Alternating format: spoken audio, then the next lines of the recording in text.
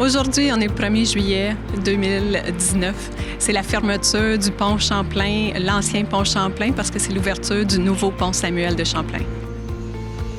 On a voulu souligner l'événement de la fermeture du pont Champlain parce que le pont a eu 57 ans le 28 juin. Well, I worked on it. Anything connected with the structure. I was here right at the beginning, but I wasn't able to work to its completion, so I worked for a year and a half.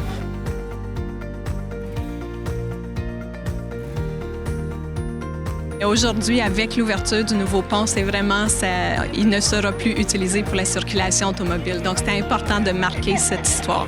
On ne pouvait pas ne pas souligner cet événement historique qui est la fermeture définitive du pont Champlain. Et comme le pont Champlain a été inauguré en 1962, on a dit que ça nous prend des voitures. Les dernières voitures qui vont circuler sur le pont Champlain doivent dater de 1962. Ça, c'était notre concept de base. Very exciting, I'll tell you. I appreciate it, really. Yeah, it's a big thing. En fait, nous souhaitons que les Montréalais retiennent du pont Champlain une histoire évidemment un peu unique, mais qui a vraiment rendu un fier service à Montréal, qui a permis, entre autres, le développement des territoires de l'île des Sœurs, des territoires de Brossard. Donc, il a vraiment contribué au développement économique et social de la région de Montréal.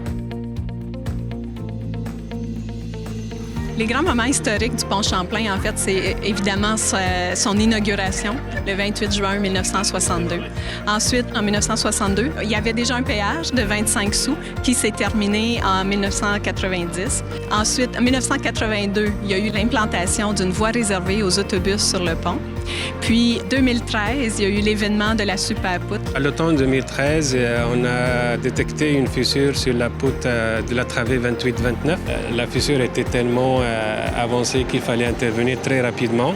En période de quelques semaines, on était capable d'intervenir et d'installer la Super-Poutre. Et 6 mois plus tard, on était capable d'installer le premier treillis au-dessous de la poutre en question. Donc ça, c'est un renforcement permanent.